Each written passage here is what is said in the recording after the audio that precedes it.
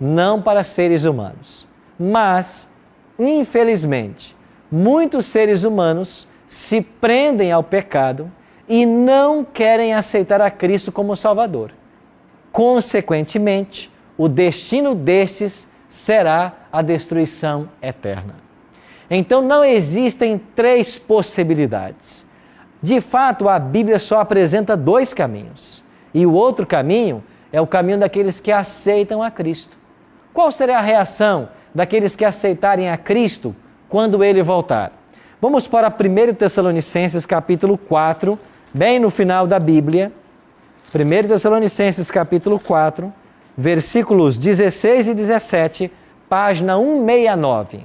Página 169 do Novo Testamento, bem no finalzinho da Bíblia. E você que nos acompanha em casa, iremos ler 1 Tessalonicenses 4, 16 e 17, que fala da reação daqueles que aceitaram a Cristo como Salvador no dia da volta dele. O apóstolo Paulo diz assim: porquanto o Senhor mesmo, dada a sua palavra de ordem, ouvida a voz do arcanjo e ressoada a trombeta de Deus, descerá dos céus, e os mortos em Cristo ressuscitarão primeiro. Verso 17. Depois nós, os vivos, os que ficarmos, seremos arrebatados juntamente com eles, entre nuvens, para o encontro do Senhor nos ares, e assim estaremos para sempre com quem? Com o Senhor.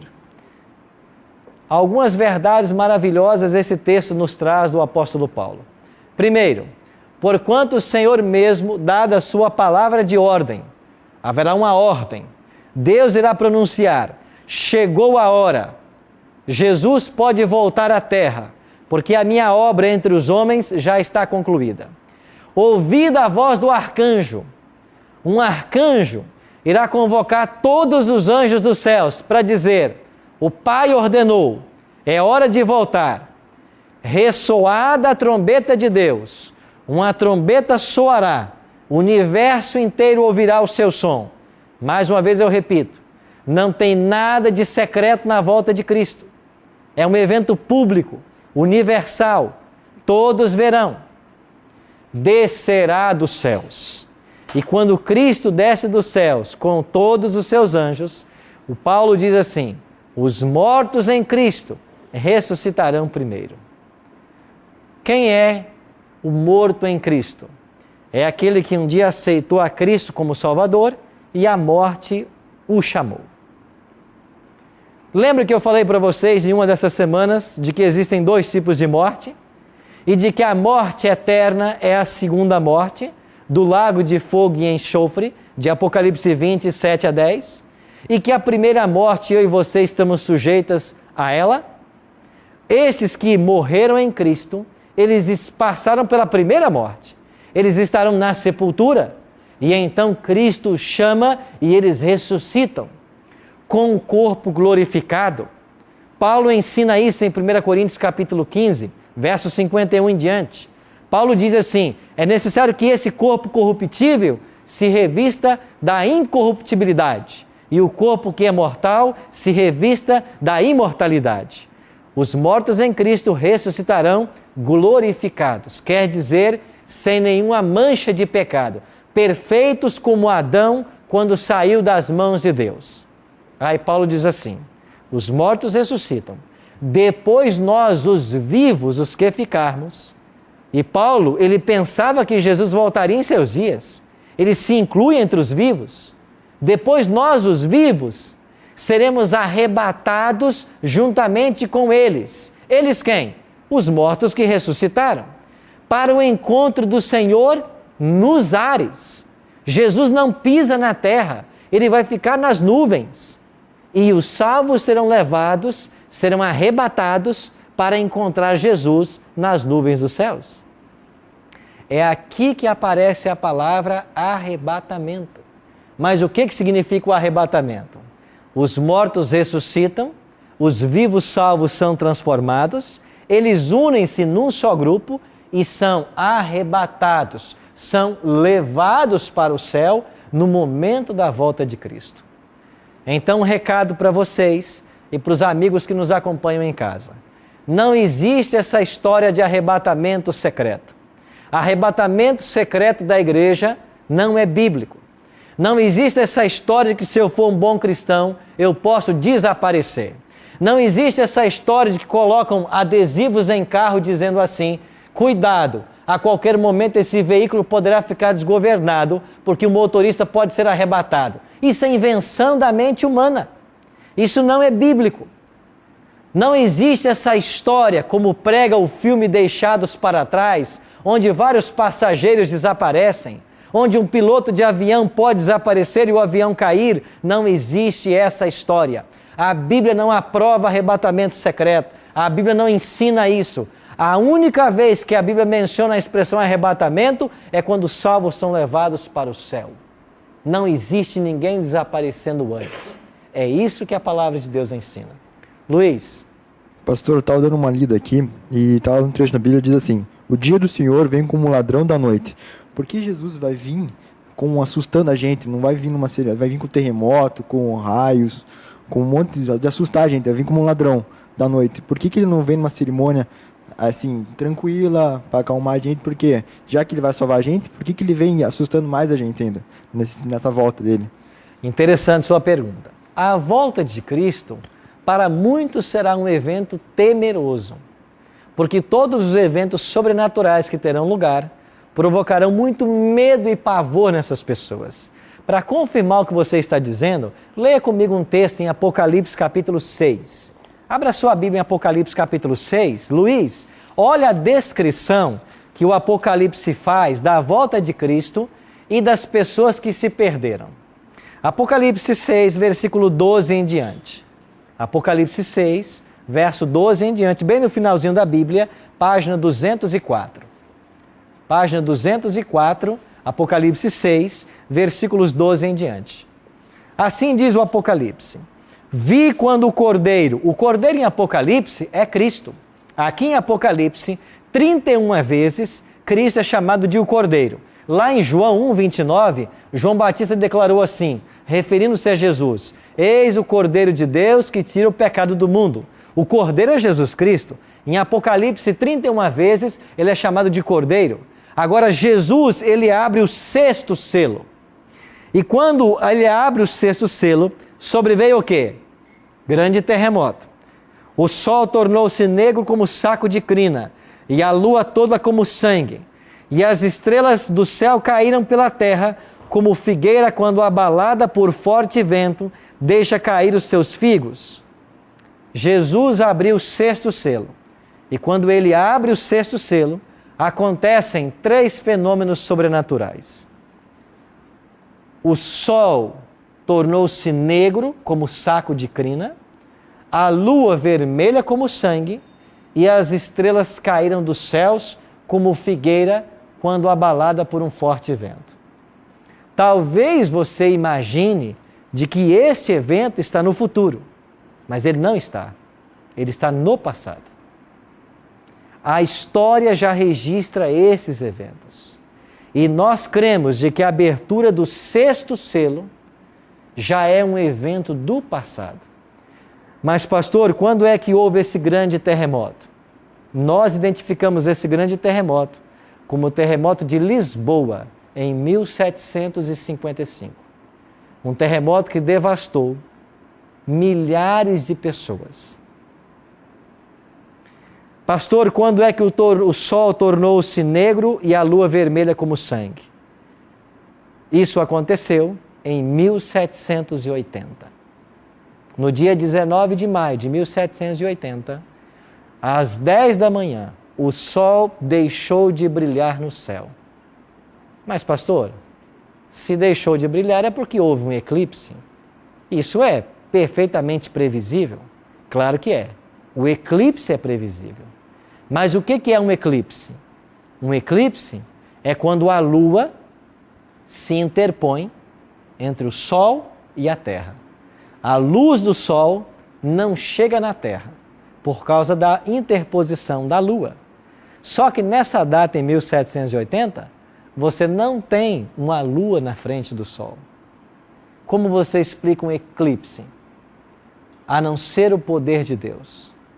E naquela mesma noite que ocorreu o eclipse, a lua apareceu no céu vermelha como sangue. Isso é história. Busquem na internet o dia escuro de 1780. Busquem na enciclopédia Mirador, na enciclopédia Barça, o dia escuro e a lua vermelha como sangue. Isso já está na história. Mas, pastor, se o sexto selo significa isso, o que é o sétimo e último selo? É a volta de Cristo. E agora, a partir do versículo 14, nós temos uma descrição da volta de Jesus. Assim diz o Apocalipse: e o céu recolheu-se como um pergaminho quando se enrola.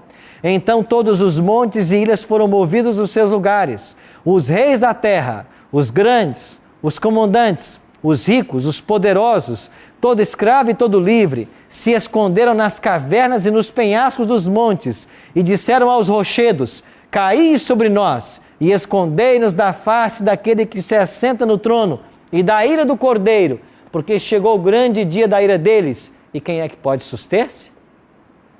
Deixa eu mostrar um quadro para vocês.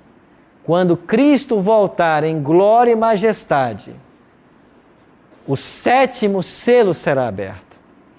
E os ímpios que não se prepararam para a volta de Jesus, eles vão fugir em desespero e farão o pedido que o Apocalipse 6, 14, 15 e 16 registrou. Eles vão pedir aos montes e aos rochedos: caiam sobre nós e nos escondam da face daquele que se assenta no trono e da ira do Cordeiro, porque chegou o grande dia da ira deles. E quem é que pode suster-se? De fato, para aquele que não se preparar, Luiz, será o pior dia da história. Por quê? Porque eles morrerão agora. E por que eles pedem para que os montes os sepultem e os escondam de quem volta nas nuvens dos céus? É porque esse que volta nas nuvens dos céus não é um desconhecido. Eles sabem de quem ele se trata. É o Cristo que eles ouviram falar. É o Cristo que eles aprenderam na Bíblia. É o Cristo que eles frequentaram a igreja e ouviram dezenas, centenas de sermões sobre ele. Mas esse Cristo de que tanto ouviram, eles não renderam o coração a ele. Eles ficaram com o coração dividido. E Jesus Cristo declarou: ninguém pode servir a dois senhores. Ou você ama um e odeia o outro. Você não pode servir a dois senhores. O problema do cristianismo não é você dizer que você não aceita a Cristo como Salvador. É você dizer que o aceita e ficar com um pé dentro da igreja, obedecendo, e querer ter um pé no mundo, vivendo do jeito que você pensa viver. Esse é o problema do cristão hoje. O que nós precisamos é de crentes comprometidos, que tirem o pé do mundo e firmem os dois pés dentro da igreja, no caminho de Jesus. Gildo. Então eu posso entender que faz uma ligação direta com Malaquias 4, o grande e terrível dia do Senhor. O fogo de Malaquias está certíssimo. Malaquias capítulo 4 descreve um fogo que vem para consumir no grande e terrível dia do Senhor, e ele vai destruir todos na terra. Quem são esses que são destruídos? Os ímpios, os que não aceitaram a Cristo. Mas, Luiz, há uma boa notícia. Há um outro grupo que a Bíblia fala que vai estar pronto. E Isaías declara que esse grupo vai abrir os seus braços e vai dizer assim: eis que este é o nosso Deus, o qual aguardávamos, e Ele nos salvará. Haverá um grupo de pessoas a quem Jesus dirá assim: vinde benditos de meu Pai, entrai na posse do reino que vos está preparado desde a fundação do mundo. Então haverá pessoas que estarão prontas para esse evento. E estamos terminando o nosso tema de hoje, o nosso tempo está acabando. E eu queria apenas dizer para vocês uma coisa. Gildo, Marli, Fernando, Ivan, Alessandra, Ademar, Lilian, Luiz, Marcelo e Ingrid. Nós vamos estar em um desses dois grupos. Nós vamos estar. Pastor, eu não quero saber nada disso, eu quero viver a minha vida do meu jeito. Você pode. Você vai estar num desses grupos. Ah, eu quero ser um cristão fiel, sincero. Você vai estar em um desses grupos. Você que nos assiste em casa, eu não quero saber desse tema. Você vai estar em um desses dois grupos. Sabe por quê? Porque não existe um terceiro grupo. Não existe outro lado. Ou você está com Cristo, ou você está com o diabo. Ou você é de Cristo, ou você é do diabo. Ou você serve a Deus, ou vai servir ao diabo. Não há um terceiro grupo.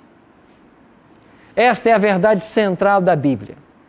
Por que você nunca ouviu sobre esse tema, talvez? Está se perguntando agora? É porque o diabo não quer que as pessoas aprendam sobre esse tema. A Lília mencionou aqui hoje. A primeira vez que eu ouvi sobre esse tema foi no programa. Por quê? Porque o diabo não quer que ninguém ouça. Porque se ninguém ouvir sobre esse tema, ninguém se prepara. E sabe qual é a intenção do diabo? É levar a maior quantidade de perdidos com ele para o lago de fogo. Essa é a intenção dele. Ele quer levar a maior quantidade de seres humanos para a perdição. Mas se o diabo tem essa intenção, há um Deus maravilhoso que tem outra intenção. E a intenção desse Deus é salvar você. Por isso você está aqui nesse programa. Porque Deus quer salvar você. Você vai aprender aqui as principais verdades da palavra de Deus. E se você tomar uma decisão em seguir essas verdades, você estará escolhendo o caminho estreito, o caminho difícil, o caminho apertado. Mas esse caminho estreito, ele conduz à vida. Enquanto que o caminho largo, fácil, leva à perdição. Mas a escolha é de todos nós. De fato, ninguém vai para o céu empurrado. Deus não vai empurrar você para o céu. Deus não vai forçar você a ir para o céu. Não. Você que tem que dizer aí no seu coração, eu quero ou eu não quero. A escolha é sua. Qual será a sua escolha? Qual será a nossa escolha? Eu quero convidar vocês para nós orarmos e tomarmos uma decisão em nosso coração de escolhermos estar entre aqueles que estarão prontos para esse glorioso evento. Feche os seus olhos, vamos orar. Pai Santo, Tua palavra faz revelações surpreendentes para nós nesta hora e nós entendemos que Jesus está voltando. Já podemos ouvir os passos de um Deus que se aproxima. E nós queremos, bom Deus, colocar a nossa vida diante do Teu altar. Queremos abrir-te o nosso coração. Queremos te dizer nesta hora de que a nossa mente e o nosso coração está aberto a todas as verdades da Tua palavra. Aquilo que o Senhor deseja ensinar para nós, nós queremos aprender. Nós queremos seguir os Teus caminhos, porque nós queremos estar prontos para Te receber em glória e majestade. Esta é a nossa oração, em nome de Jesus. Amém. Se esta foi a sua oração, se este é o seu desejo, abrir o seu coração às verdades bíblicas, escolher estar do lado de Deus, não perca o programa Bíblia Fácil. Na semana que vem, a gente se encontra para estudarmos sobre os sinais que indicam a proximidade da volta de Jesus.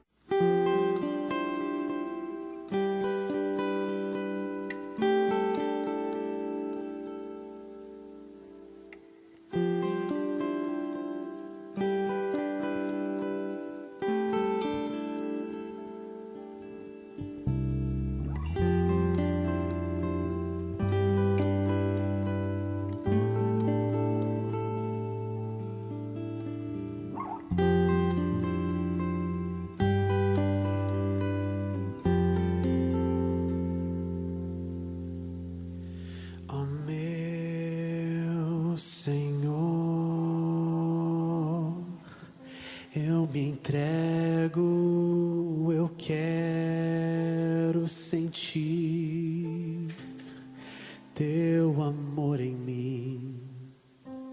Desejo viver em Teus braços, andar pela graça que não tem fim. Ó Deus, meu Pai,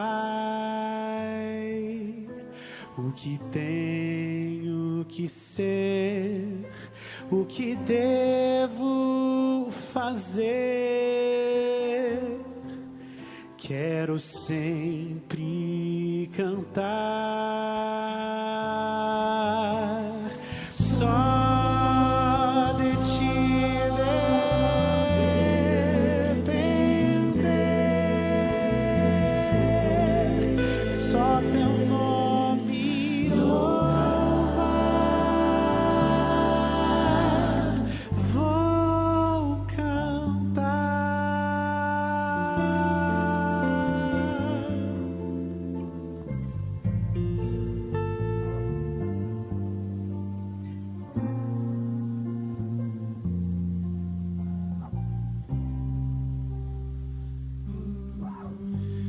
Ó meu Senhor,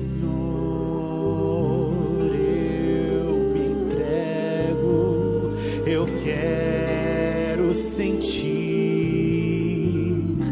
teu amor em mim, desejo viver em teus braços, andar pela graça que não tem fim. Ó Deus, meu Pai, o que tenho que ser, o que devo fazer? Quero sempre cantar só de ti depender,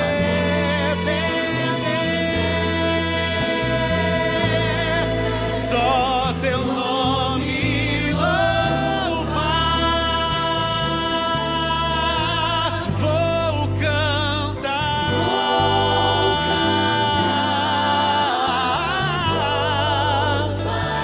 vou falar que a vida que vem do teu trono há de ser refletida em mim e louvada em meu canto, pois só tu, Deus eterno, és grande em poder, tu és santo,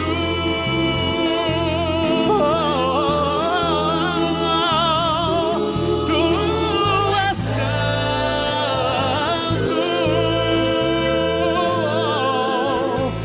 tu és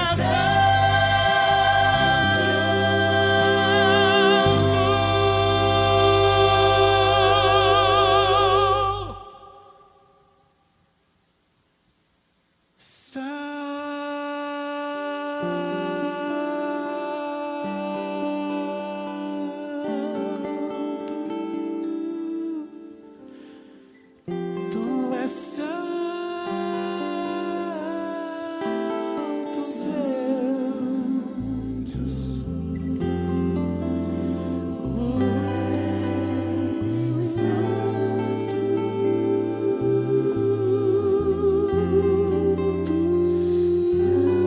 és santo,